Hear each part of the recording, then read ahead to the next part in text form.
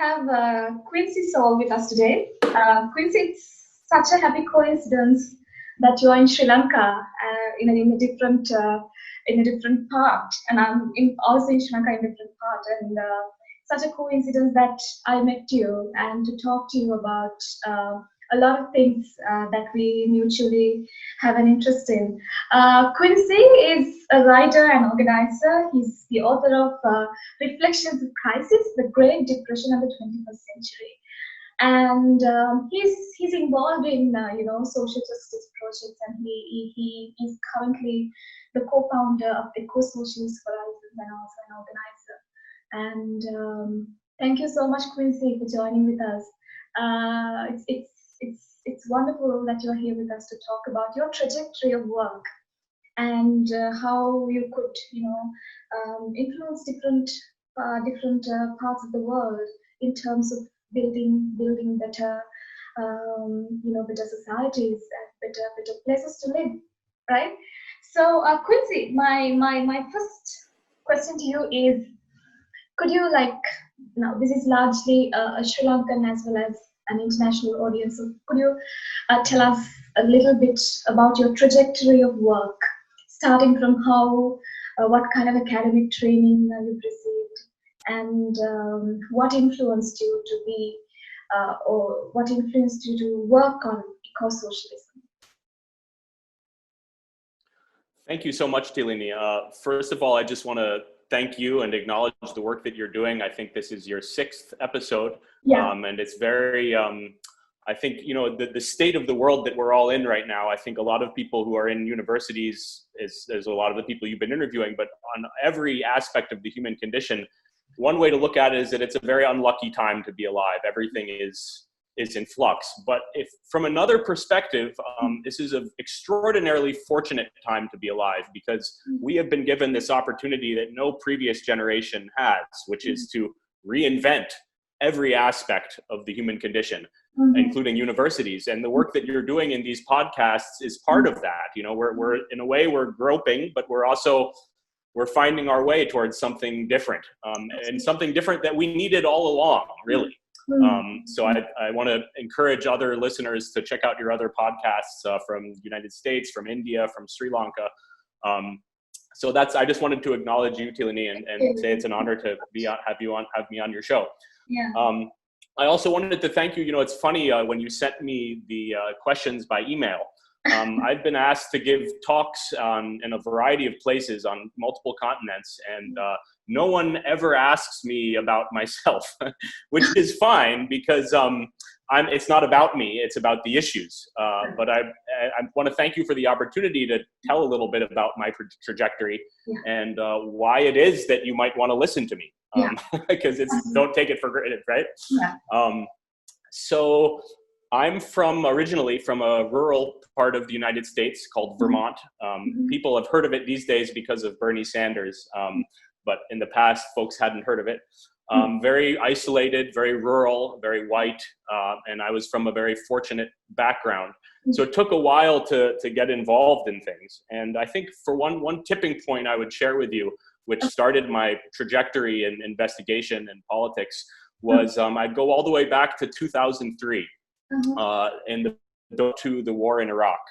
And a lot of people, I was in high school at the time, we were really trying to stop this. And we organized, we did our small part in what they call the largest protest movement in world history, between, 10 and 30 million people in about 60 countries all over the world came out into the streets to try to stop the United States government from bombing the cradle of human civilization. So people in Asia, people in South America, everybody came out.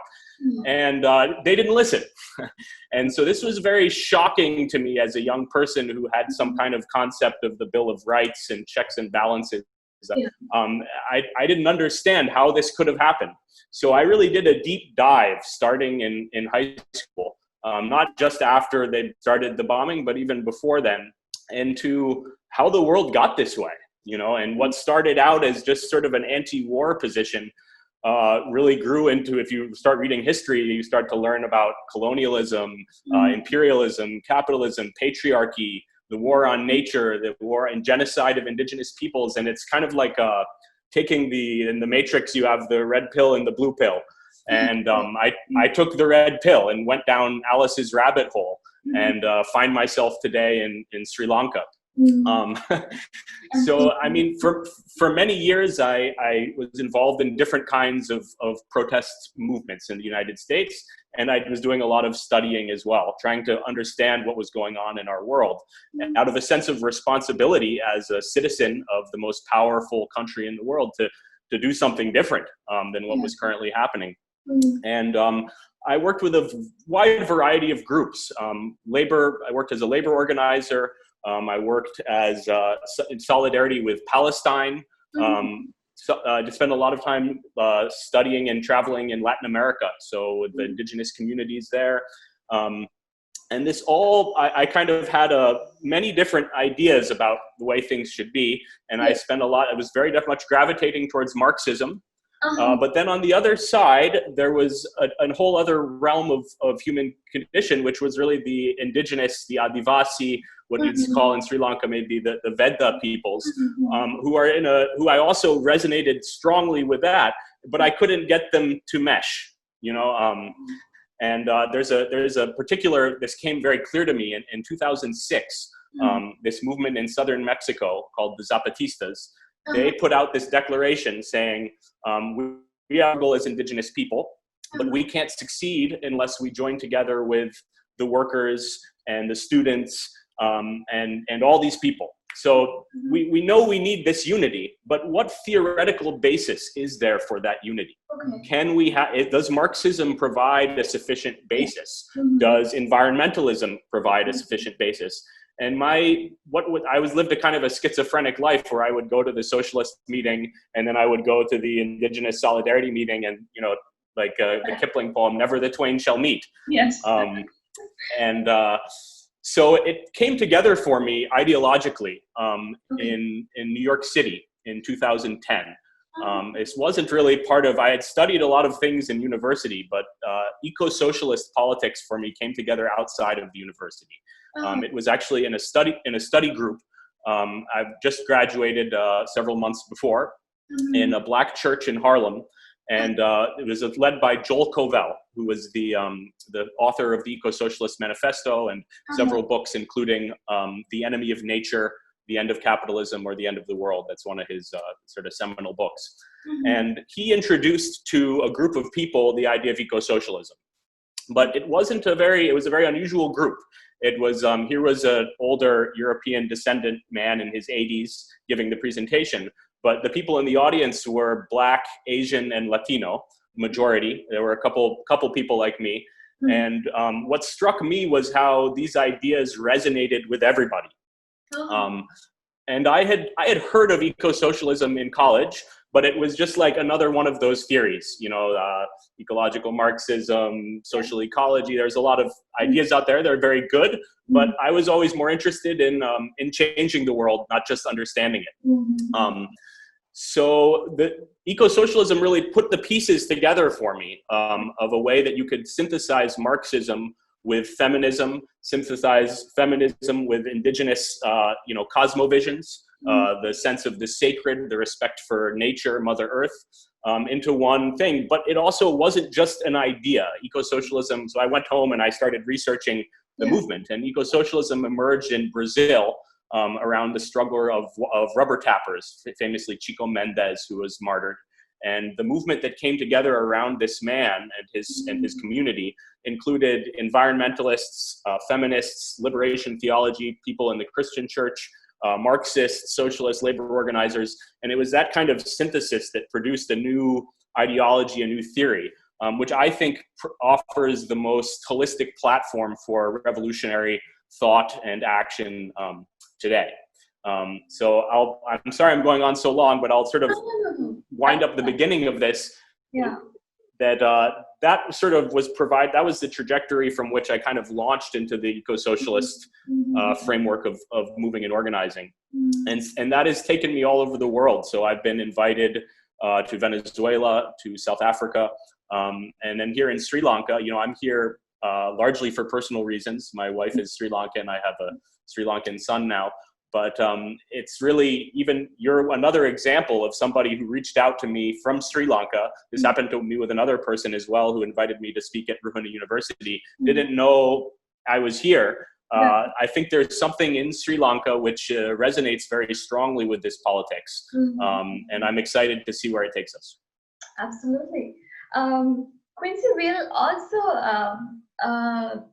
talk a bit more in detail about eco-socialism, because this can be, for some people, this can be a very new area to, to work in or to work with. If there are any people who would like to, sort of do a bit more research on this, how can we, like, from the beginning, how could we sort of delineate what eco-socialism is?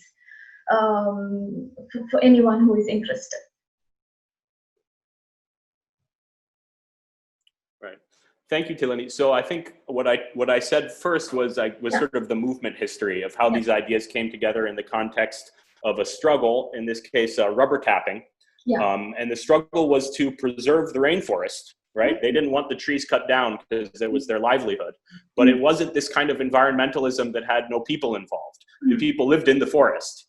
So it was about environmental and socialism on the same plane. Out of this convergence, we start thinking and theorizing, right? And on the one hand, this theorizing takes us into the distant future, but it also takes us back to the ancient past, because we start to look for the ways over thousands of years in which humanity lived in harmony with nature. If you'd like, that's sort of the more practical way I explain eco-socialism as a movement to people, a way to resolve the two greatest crises of our time, which are inequality and the general alienation of the labor process under capitalism, which results in war and all the awful things that that devastate our world, and ecological devastation. These are our two biggest problems: climate change and unemployment. How can we solve them together? There's one framework that can provide context for solutions as eco-socialism. But to put it, I know a lot of your work has been with theorists and academics, so I don't want to not answer that part of the question. One way that capitalism has been defined by Marx was as the generalized commodity production. Right? So the entire world becomes an arena for the production of commodities. And what is a commodity? It's nature which has been transformed into a product for sale on the market. Right? And the whole world is an accumulation of commodities, right? So that's what we want to get rid of, right? We want to negate that. So what would be the negation of the negation? I think one way to think about eco-socialism is as the generalized production of ecosystems, which would include human beings as part of ecosystems. We're a part of nature too, right? Whether, both obviously, but also, in our guts, we've got all kinds of, that whole ecosystem in there. We're part of this natural world. We're not an alien invasion. So try to think about a world in which, rather than people producing commodities through alienated labor, they produce ecosystems. So that doesn't just mean farming, right? That also means music. It means language, all these aspects of the human condition, which are beautiful and worth preserving. But it means it gives a totally different shift to the view of the production process, because it's about reproduction. Right? And then this obviously brings in a huge component of ecofeminism and feminist discourse, which challenges us to rethink production from the process of labor and care work and all these things which have been often, unfortunately, left out of Marxist political economy. So those are some beginnings. Maybe I'll mention one more thing on the theoretical front. For Marxists out there who are like, well, I don't know what's new about eco-socialism, isn't all socialism supposed to be ecological, that kind of thing. Well, yes, it's supposed to be, but it hasn't been so much. So I think it's not a challenge to anybody to say, let's keep thinking and developing the ideas further. One theoretical thing that resonated me very strongly back at that study group with Joel Covell in New York City was the concept of intrinsic value. Okay. So if you read, Capital Volume 1, it takes a long time to describe the two different forms of value under capitalism. There's use value and exchange value. Every commodity has a combination of two forms of value. It's what it can be used for and what it can be sold and exchanged for. And these are often in contradiction, and Marx talks about that.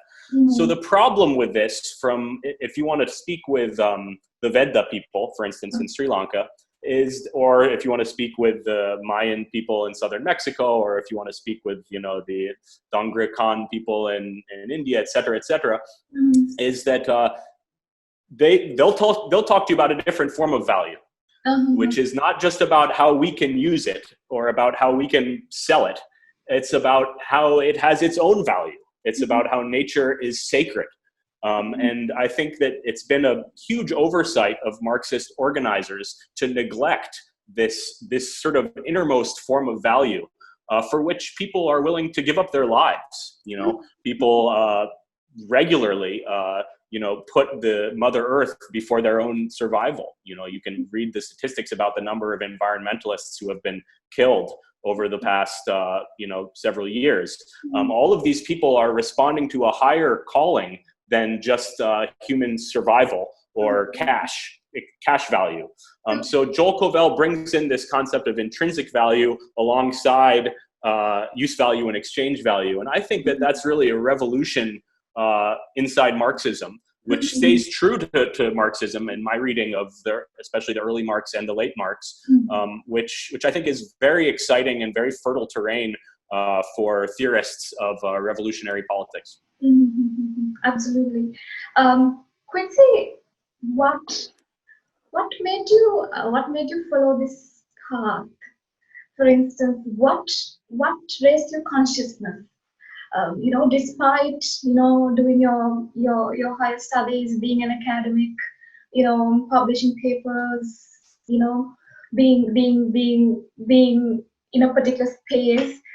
What triggered you to follow this path? What triggered you to go to all these places and commit yourself to this pose? Well, thanks, Tilani. I think, I can give you some superficial answer in a way. I can tell you about, some experiences I had as a child seeing inequality. Went to a public school and you start seeing class inequality starting in kindergarten, right?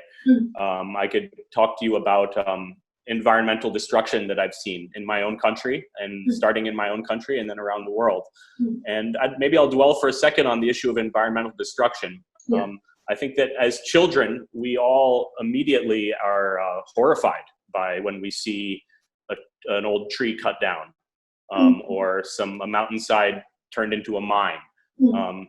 And that's gradually, that sense of outrage and wrongness is sort of gradually beaten out of us for the most part, as part of the maturity process, as part of this education process that we all go through, really a miseducation process, And, there's this Broadway musical, I tell this story, not such a fantastic piece of music, South Pacific, and there's this song that says, you have to be carefully taught to be racist, right? And people aren't this way normal. They have to be careful. So it's the same thing with environmental destruction as it is with racism. You have to be carefully taught to accept this kind of destruction. And I think I was fortunate to have a family and parents and an immediate environment which didn't beat this out of me, which didn't indoctrinate me that inequality and environmental destruction was okay. I was encouraged to have my own thoughts about this. So, I mean, there's always some superficial things you can mention. I mean, maybe not so superficial things you can mention, stories in your life that provoke you to start searching deeper. But I think that for all of us, Tilani, it's why we do what we do and why we're passionate about certain things is I don't know if we can grope for words, but it's sort of a spiritual question. Why do we do what we do? And I've had time to reflect. That helps. Most of us, I think, go about life without too much reflection. Why we're here in this incarnation on planet Earth. And I've been fortunate to have some time to reflect and to consider what I could do with my life I've had, you can see in the background, I've had access to a lot of books. Yeah. And, you know, we don't live in an oral culture anymore. Mm-hmm. So like books are our ancestors. This is our history. And so I've delved deep into this. Okay. And in this process, I've realized that to struggle, when I first started going to protests, I first started getting in conversations and arguments with people, I realized it's a better life. Okay. Than being comfortable and being, staying at home and going with the flow. It's really more fulfilling to go to buck the trend a bit, and it's more challenging, but it's more fulfilling as well. So I hope that's part of an answer. I'm never satisfied with my own answer to that question, but I'm still learning about why I do what I do. Yeah, I know. Quincy, working in a movement like this obviously raises a lot of ethical questions and ethical commitments.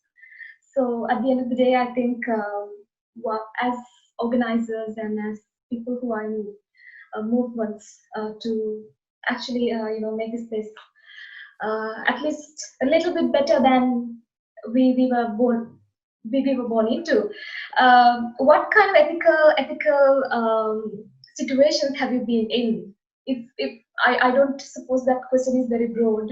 I'm just curious to know, because we always have this friction between between nature and the man and our involvement, right? Right. So right. How and there are obviously there are ethical arbiters, and when we are dealing with with this tension. So how could you tell us probably a situation where you were in when you were in this ethical dilemma, and what kind of what kind of approach did you take? Wow. Excellent question. I don't want to turn it down, but I acknowledge that it's a big one. Okay. Yeah.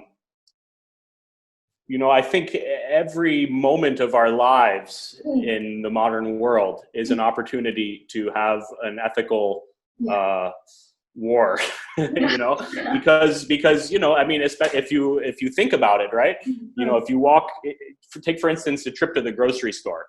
Okay. It's this experience we all have in common. If you look at every product in the grocery store, each one entails a whole supply chain, right? So pick any product.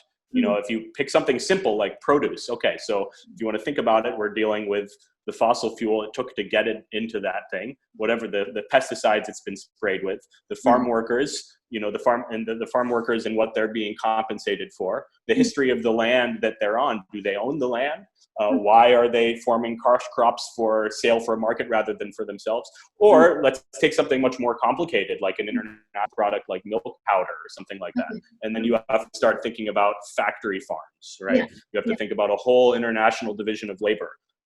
So every moment in this world we live in, this kind of Kali Yuga fallen order that we live in, and we take for granted, and we say, oh, it's a nice day today, as we're walking down the street, but we don't necessarily think, oh, all the soil has been paved over with asphalt. All of these cars are consuming oxygen at 40,000 times the rate that human beings do. The trees that have been cleared. So that's even without making a decision. Absolutely. Right. So then to answer your question more directly, I think living in the United States, something like something as simple as I'll give an example. How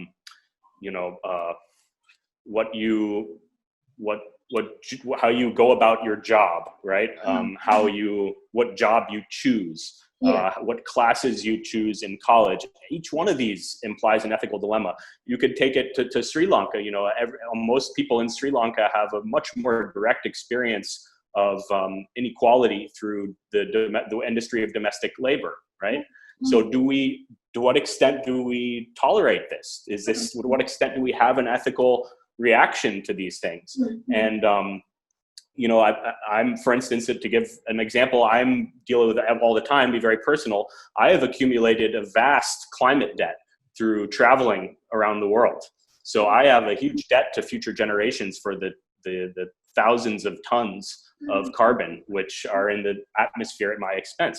So that's a decision. Should I continue to fly around the world at times to try to build an eco-socialist movement and be with my family? Or should I stay at home, but then the planes are going anyway, even if I don't? And so the question, really, to answer your question is, I think what we're all called upon to do is to, something I heard somebody say this once, we all have to get into a fight with our own conscience and lose. Wow. We all have to think about this a little, think about things a little more, and don't just accept the ethical quandary as just part of life. I think we're all forced to be hypocrites to some extent. I feel very few people who have, read some revolutionary politics have the opportunity to live their principles on a day-to-day basis. We're all forced to make concessions to the world we live in certain ways, and we all have to set ourselves on a path. So one framework that we've been using with this in the Eco-Socialist International is we talk about the return to Mother Earth. So we've all been uprooted. The majority of the world's population who doesn't produce ecosystems as a way of life anymore. We all need to get back to Mother Earth. And the path back to Mother Earth is fraught with a whole series of ethical contradictions. Every step of the way, we have to wrestle with the world we're leaving behind, which includes all of our friends, the whole world that raised us, our own ideas, and every step of the way we have a new ethical dilemma. The point, I think, is to keep getting ourselves in those dilemmas, to keep pushing ourselves further into this path of self-understanding and understanding the world. Okay. Being a white person and dealing with a lot of communities, a lot of communities, especially probably in a country like Sri Lanka and other parts of the world. How do you think your whiteness has limited your access to different projects or different movements? How has it, how has your subject position, kept you away from such involvement? Right. Well, thanks for the direct question, Tilini. And I realized that I could have answered your first question with a whole reflection on this question of race and my own subjectivity. I guess the first thing I should have said in the whole interview, and this is the first thing I said in my talk at Ruhuna, is that I read that, and I was okay. Yeah. Well, just for your listeners, I mean, the last thing I want you to recapitulate here is this tradition where the Suddha comes to tell you what to do. Yeah. That's the whole origin of I mean, I'm not saying that there weren't problems in Sri Lanka before 1500. There may well have been. That's not my place to determine or decide. But every major problem in this country, economic and ecological, flows directly from what the Suddhas came and did here. So the path out of that is not to listen to what another Suddha has to say. I'm here to learn. But with that said, to answer your question more directly, I wouldn't say, we still live in this very colorist, racist world. So I have not been limited at all by my subjectivity. I have been elevated probably above locals in terms of, given respect and consideration, and people pay attention to me. Whether that's, I've worked a bit with the Sargodaya movement. I've worked a bit with the Belipola Arboretum with Ronald Senanayaka's analog forestry. And I've had nothing but welcome and consideration. I mean, obviously I have big limitations in terms of, as somebody who doesn't speak Sinhala, I'm completely unable to connect with, in any depth, with the vast majority of Sri Lankans. But that's not, that's my problem. I gotta keep studying. That's not a prejudice, really. That's just a linguistic problem. One thing which I'm interested to see happen in the coming months is how coronavirus has turned this all on its head, right? I think for the first time, white skin is going to be something that people are scared of, as opposed to aspire towards.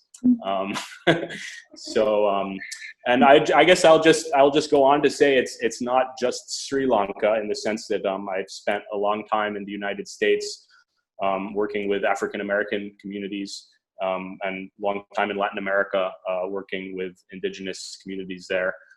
This show is not about the whole history of whiteness. I could sort of start going on about that. Yeah. But I think that the challenge, I was trained in a certain way in university, that my role as a white person is to just shut up and listen. And I think it's very important to be told that, you know, as somebody who is privileged in all these ways. But I think it's not enough, because I went on out after university and had a very different kind of training from my elders, both Asian and African American, who said, you know, your guilt is worth nothing to the wretched of the earth. Your obligation is to take sides and join the struggle. So I think that's, I don't want to, those are the two. I oscillate between these poles of self-loathing and self-discovery. Absolutely. What are the possibilities that you see in Sri Lanka for a full-fledged, or at least on a grassroots level, eco-socialist movement, like a persistent, habitual, slow movement? You know, because we are always encouraged to have faster results, have, you know, faster, you know, solutions. But I think it happens more sustainably if your approach to it is very slow and it happens at the grassroots level, and it's something very persistent. What kind of possibilities do you see? You can also talk about your experience in other parts of the world as well. Sure. Well, I'll answer the Sri Lanka part first, and then maybe we'll go to other places. Yeah. You know, I think there's a lot to be said, and again, I'm here to learn. But I can share with you what I've learned so far, which has involved a lot of reading and a bit of travel, and in Sri Lanka. And I would say that in general, I'm not one of these people that thinks that Sri Lanka is paradise and it's destined to become it is paradise, but guess what? Everywhere is paradise. But some places still have a little bit more left than others. But with that said, Sri Lanka is very special for lots of cultural, historical, and sort of geological, ecosystemic reasons. It's very unique. And I think in particular, you might not know this if you just start sitting in the Gulf face screen looking out at the port city. You'll have a different picture of what the direction Sri Lanka is moving in. But that's true in every country in the world. You know, every country has this out of control development process going on. But you turn your back to the development process, look back into history, and you sometimes see different things. So I've noticed, particularly in my travels in Venezuela, that when there is a crisis, when there is a nationwide crisis, people fall back of necessity on their ancestral roots. They do this in terms of food. They do this in terms of spirituality. They do this in terms of economic systems, family relationships, things that had been considered old, anachronistic, not 21st century, suddenly become like what's going to save you. It's your ancestral root vegetables. And I think this has happened here in Sri Lanka with people eating jackfruit, during the pandemic. That's just a very small, example. But I think that's where I see the great potential for Sri Lanka in terms of eco-socialism, is in this ancestral legacy. Last thing I want to do is lecture, a Sri Lankan audience about their own history, but let me just share my excitement and enthusiasm at learning about the most advanced hydrological system in the ancient world. A hydrological system which was built in some cases over 2,000 years ago and still functions to this day. A hydrological system which managed to not only retain water, but to also retain soil fertility and provide fertilizer through silting without need of chemical inputs. A hydrological system which also implies a whole social system, right? So it's the slogan that I think is associated with Sinhala nationalism these days, but I think is far deeper. Vevai Dagobai Gamai. Dwell on that for a minute. First comes the water, right? Then comes the Dagoba, or your sense of the sacred, and then the village is built from that. And if you look into the history of how some of these ancient villages worked, I'm not, trying to glorify, a kingdom necessarily, but I think if you compare it against any modern system today, it starts to look pretty good. It starts to look relatively egalitarian, relatively ecologically sustainable. So there's the Vevai Dagobai Gamai part, but then it's not limited to that. So Sri Lanka has over 2,000 years of written history, which includes over 2,000 years of medicine, indigenous Ayurvedic medicine. It includes the oldest on record anyway. Maybe there are some older wildlife sanctuaries in the world, right? A lot of these temples where it's prohibited to hunt or gather plants in them. So there is a very strong, very deep ecological history in this country, and an ecological history which is directly linked at every point with a social history. And that is, I understand that it's not functioning that way completely anymore, but what a legacy to fall back on. What's something to inspire you to move into the future. I also think, in the more modern sense, it's nice to be in a country where the word socialism isn't a bad word, right? In the United States, for the most of my life, you can't even say that word and continue. That's changing, but for most of my adult life, people dismiss you right away. So in Sri Lanka, my experience with telling people about eco-socialism is they're like, oh yeah, that's common sense. Which that's how I feel about it as well. And I think it can go a long way. There's obviously a lot of challenges in our path, but I think that there is an unbelievably rich wealth of history and knowledge to draw upon to face the biggest crisis that humanity ever has. It's climate change and mass extinction and inequality. I think the answers are in the past. Yeah, I remember reading your lecture that you've given. Actually, you said a spectre is haunting Sri Lanka, and that spectre is Singapore.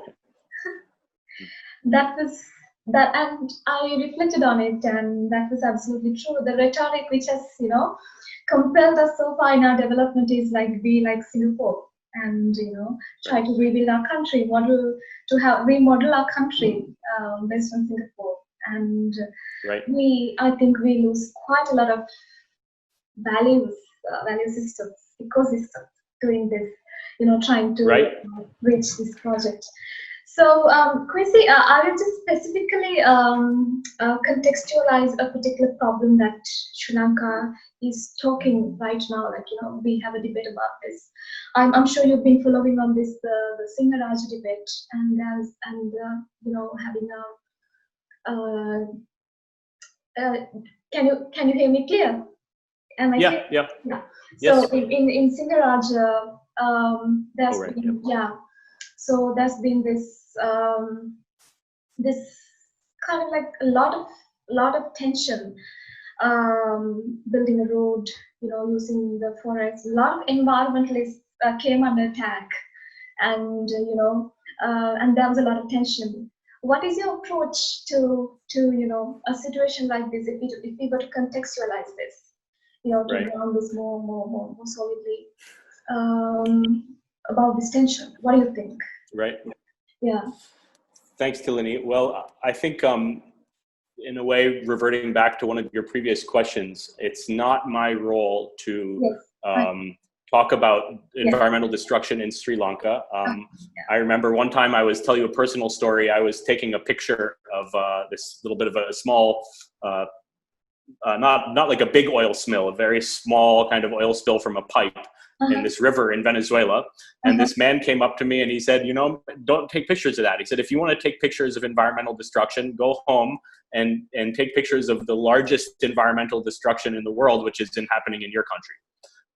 And that really hit me, because he was completely right. Why would I go travel all the way to somebody else's country to talk about deforestation when look at the news in the United States? The wildfires are out of control, and that's you know, that you can call that a force of nature, but I've traveled through a lot of parts of this country. There's just the rampant logging, the forestry industry is despicable. And so I guess I would answer the question about Sinharaja, which is for the people of Sri Lanka to decide, with an answer about the larger question of deforestation in the world today, which is that it's I think several years ago, National Geographic said that there was a forest holocaust going on.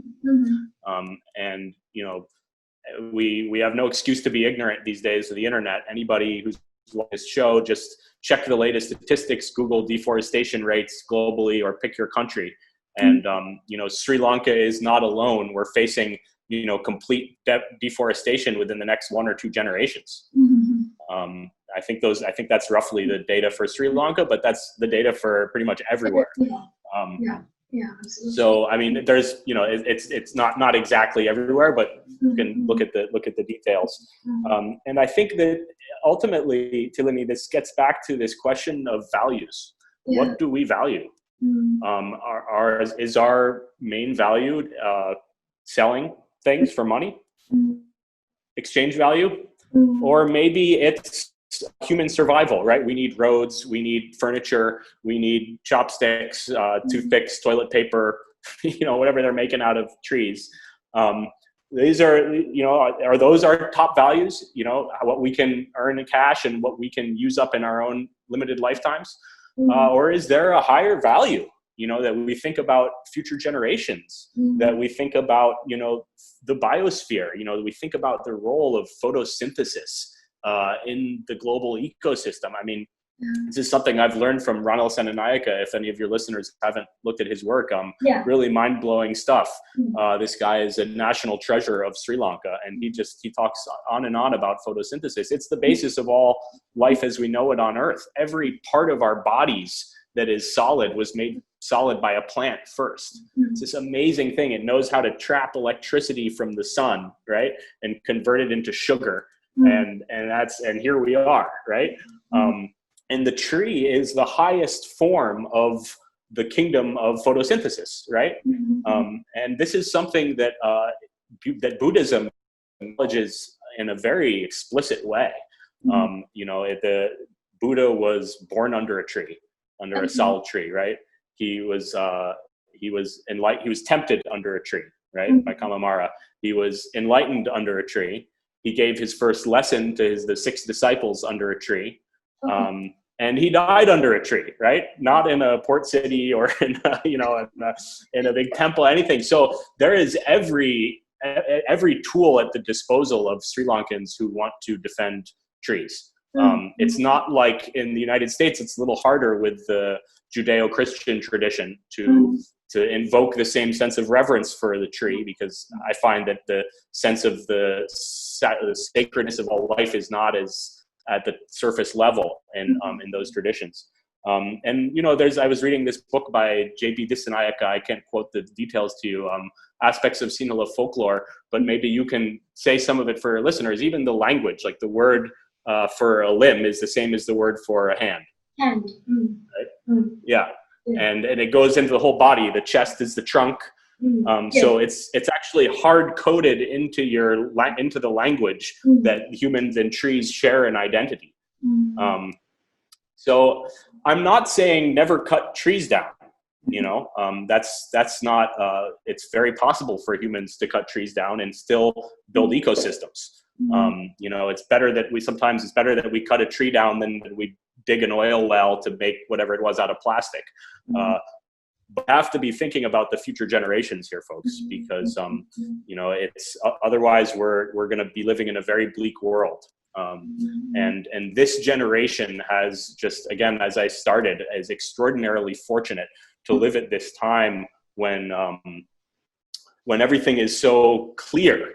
You know, I think we spend a lot of time lamenting. Oh man, it's all going down the tubes. And I've heard this in Sri Lanka, but it's not unique. I've heard this in every country I've ever been in. You know, everybody sees. But on the other hand, that's what a gift to have this clarity. You know, this struggle that we are in is it's not just one little thing. It's the biggest thing of all. It's what is a human being. You know, that has become an existential political question in our lifetimes.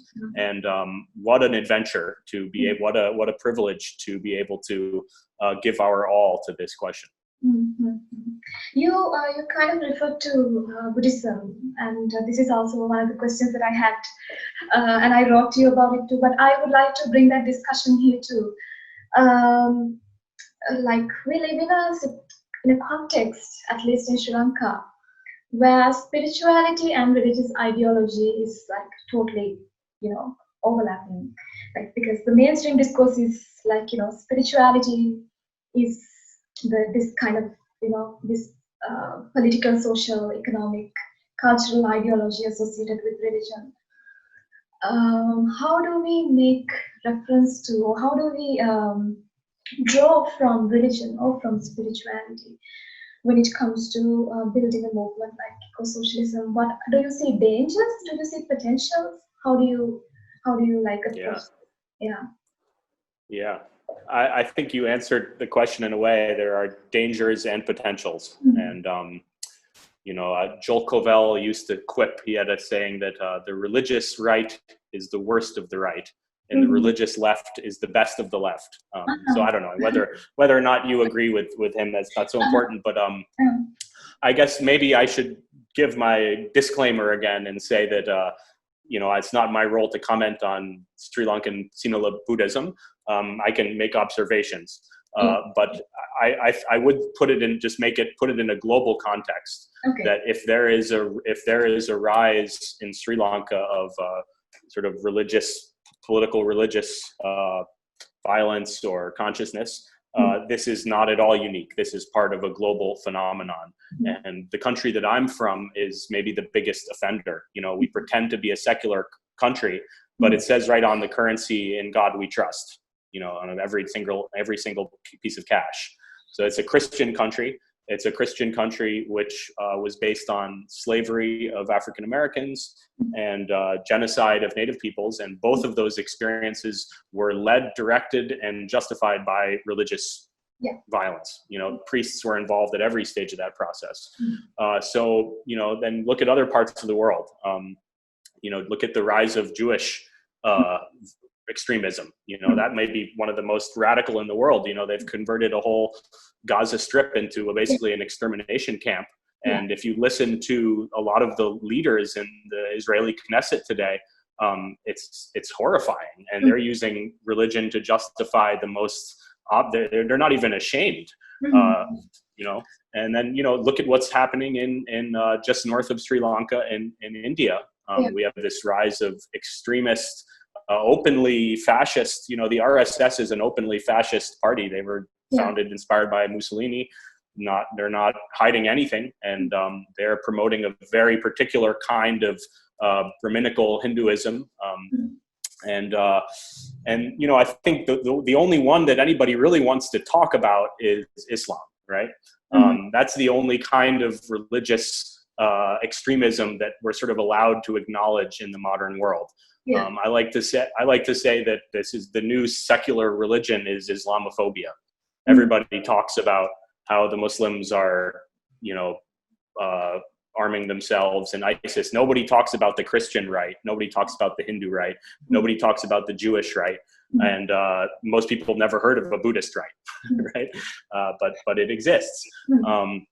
I think that the challenge here, that's just sort of the long disclaimer, excuse me, is to acknowledge that or what I've come to the conclusion about anyway, is that the answer in the past that we've had to this as the left is to be secular, right?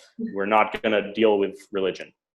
We're not going to tolerate it. And we take this quote from Marx out of context, where he said, religion is the opium of the people, right?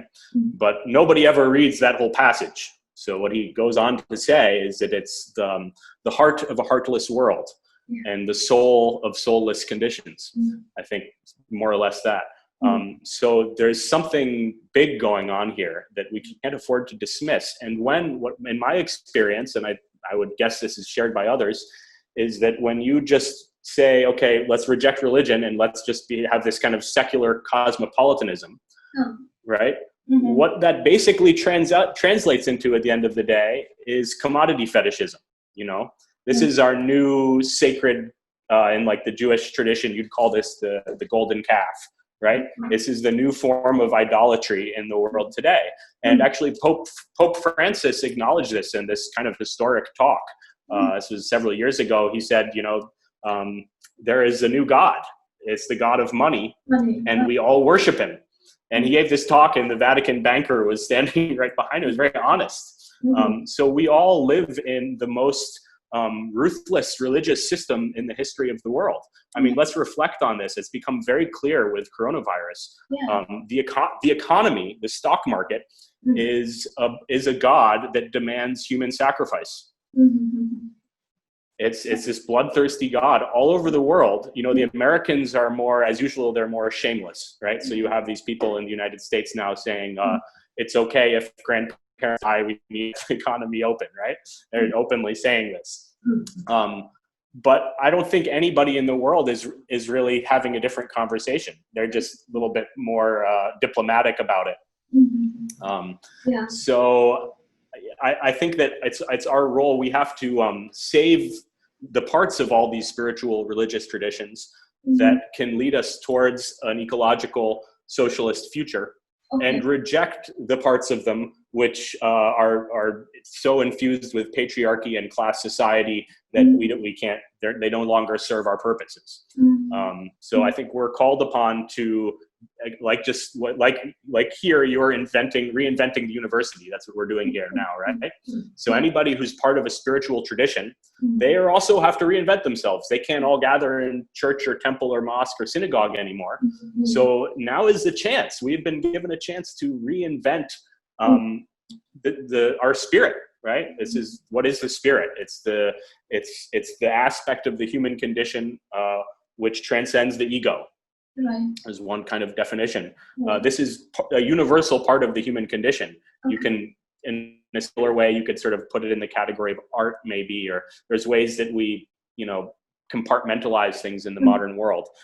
But I think that it behooves all of us in the world today to, especially as we're locked down, trapped at home, reflecting, think about these really deep questions and what we can use with our traditions, what we can use and what we can't. There are fantastic parts of Christianity that are about anti-imperialism, and about, loving your enemy, and St. Francis's talk to the birds, but there are parts that are despicable and have to go, all these huge parts about, controlling women and destroying nature, and got to get rid of that. And I'm saying Christianity because that's sort of the culture I was raised in, but I'll let you fill in the blanks for Buddhism or Islam or Hinduism. And I think in a lot of cases it's very obvious, and we just need to have the courage to step out there and leave the worship of money behind us, and acknowledge that there is something is sacred in the world, and take up the struggle against organized religion in the same way we take up the struggle against transnational corporations and nation states. Yeah, absolutely. Quincy, my final question to you, being an eco-socialist, what worked for you and what did not work for you? Well, I wonder if you could clarify it. Do you mean any particular way you want me to answer the question in terms of like my personal life, or any way you would want to interpret that? I'm open to any response. Okay, what works and what doesn't work? Oh man. Well, thank you, Tilini, for asking hard questions that's disguised as simple questions. in terms of let's say building a movement or being part of a movement, you would have gained a lot of things, and you would have at some points you would have imagined like you probably not gained things, or you've lost things, so in any way, right. building a movement and being a part of a movement is all about your commitment. So how has it worked for you? Right. Well, one way to answer your question, I think, is to just reflect that, I think I got involved specifically, as I explained before, I had a trajectory before I sort of found eco-socialism. But I would put it around 2011. Yeah. We founded Eco-Socialist Horizons, is this organization we started in the United States that was in this very exciting period between the Arab uprisings and Occupy Wall Street, sort of fall 2000, winter 2011. Okay. So it was a very exciting time in the world. And we founded this organization. And, I think it's, like I said in another part of the interview, a lot of people in the United States immediately kind of rejected us. They liked us, but they're like, if you could only leave out the word socialist, guys, like I'd get on board, You pay a price for caring about ideas. Yeah. Yeah. You pay a price for sticking to your principles rather than doing what's popular. Yeah. You pay a price for being, for trying to be visionary. Yeah. We have this with title Eco-Socialist Horizons. It's the idea that it's not here in our hands. It's out there somewhere. The price that you pay is that it's not immediately tangible. You have to create circumstances in which it is. Right. Yeah. So that's kind of some of the work that we've done. You bring people together. We had this convergence, just to give an example, where we brought together urban gardeners and people working on criminal justice reform in the United States and try to get them to start talking. Right. So then you can start to see like, okay, this is, and people have a great time, and then they can start to get a taste of I've had the opportunity to travel. Right. So if I go to a kind of a model Sri Lankan village where people are doing organic agriculture around the Veva, I can say, this is, a form of eco-socialism. Or if I can go to, in Venezuela, this is very explicit. People are literally in the tens of thousands forming communes in rural areas that are explicitly eco-socialist. So you can talk about that in those terms with people on the street.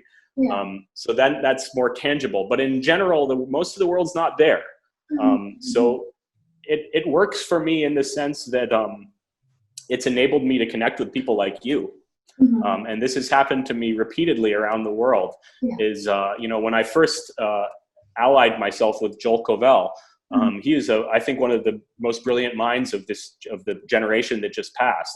But he wasn't a particularly he didn't have a huge following. Let's put it that way. He barely was invited to give talks at universities in the United States. He was more famous outside the United States than in. But I cared about ideas. So I thought that he had the best one in terms of how to link together politics. And it's taken a while for that to start to pay off, in the sense that I think now, especially with the coronavirus, now that the whole world, again, it's just, I think we all need to pause and reflect about what's going on. Everybody in the world today acknowledges that we need radical global change. They disagree about what we need, how we need it, or where or when. But that's never happened in the history of humanity that we know of. And now the fact that we have, about 10 years of work developing an eco-socialist vision, I think now is the time when will be tested, to see, are we really capable of turning these ideas into action? So I think that's the price you pay. That's what doesn't work. Is that if you want to be recognized and applauded, and if you want to sell a lot of books and be on a lot of TV shows tomorrow, eco-socialism is not for you. You should stick with I don't know, something else. I don't want to throw anybody under the bus. But if you are interested in not just tomorrow, but like the next 50, 100, 500 years, if you're interested in what civilization is going to replace this one as it collapses, then I think eco-socialism is like an ideological vehicle to take you to the front lines. And this has been my honor, is that I've been able to, this guy from rural Vermont is being contacted by somebody from Sri Lanka to ask about eco-socialism. So I think that's what has worked. Absolutely. What a great way to end the conversation, Quincy. That was really absolutely wonderful. Thank you, Quincy. Do you have any other final things to say? Thank you. Probably I couldn't ask you about. Is there anything finally that you would like to tell us?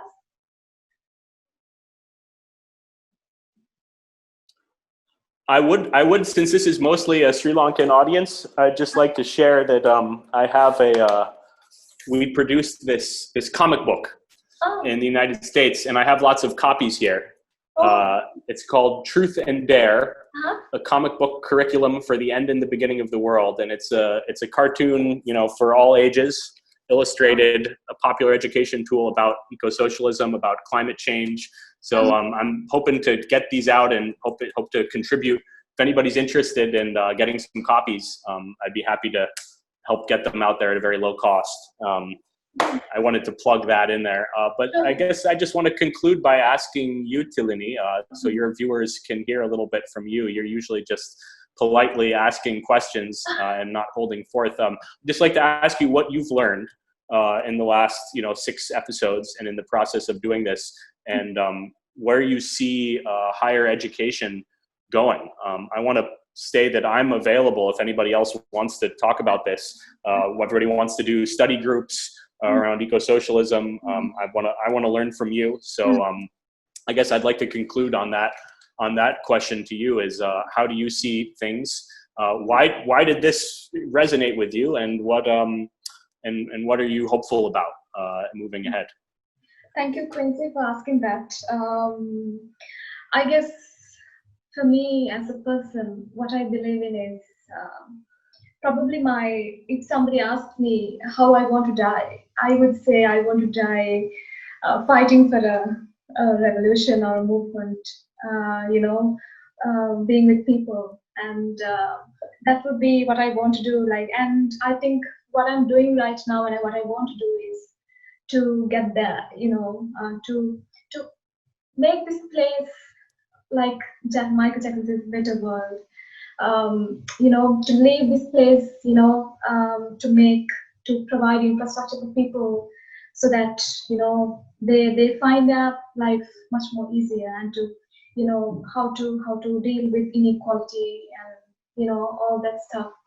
I'm influenced by Marx a lot, and that's why eco-socialism resonated a lot, because that aspect has not been, discussed a lot in, at least in Sri Lanka, like in a very, in a level like this.